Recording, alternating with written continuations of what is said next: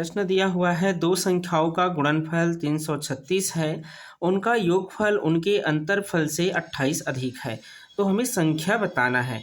Option है 42 8 24 14 21 16 और 48 और 7। ठीक है, इसे बनाएंगे कैसे? तो यहाँ पर दिया हुआ है दो संख्या का गुणनफल। अब दो संख्या अचर राशि में कोई भी मान सकते हैं। जैसे यहाँ पर अगर हम माने ए और बी, तो ए और बी दो संख्या है, समझिए इसका दोनों का गुणनफल कितने हैं? 336 है। इसके अतिरिक्त उनका योगफल उनके अंतरफल से 28 है। मतलब इन दोनों संख्या का योगफल इन दोनों के अंतरफल के कितने अधिक है? 28 अधिक है, तो प्लस 28।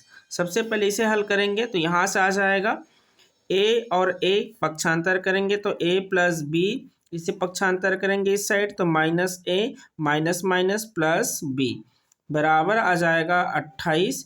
इसके बराबर आ जाएगा ए और ए कैंसिल हो गया, प्लस माइनस ये आ जाएगा 2b बराबर 28। तो यहाँ से आ जाएगा b बराबर 28/2 इक्वल टू हो जाएगा 14।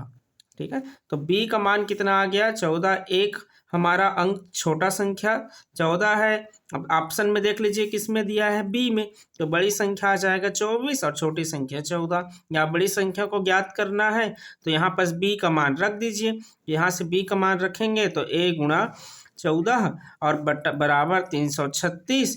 इसे हल करेंगे तो a बराबर आ जाएगा 24। ठीक है, तो ये हो जाएगा हमारा राइट आंसर। तो राइट आंसर होगा बी है। उन तीन क्रमागत संख्या का गुणनफल कितना होगा जिनका योगफल 15 है? अगर इस प्रकार का प्रश्न आता है, मैंने इसके लिए बताया था आप लोग को कि अगर 3 5 7 विषम ऐसे इस प्रकार क्रमागत संख्या अगर दिया रहता है तो आप ठीक बीच वाले संख्या कैसे निकाल सकते हैं? तो यहाँ पर क्या दिया हुआ है? 3 क्रमागत, योगफल कितना है? 15। तो 15 को 3 क्रमागत दिया है तो 3 से भाग दे दीजिए। 3 एकम 3, 3 पंचे 15, 5 आ गया। ये 5 क्या है? ठीक बीच का संख्या है।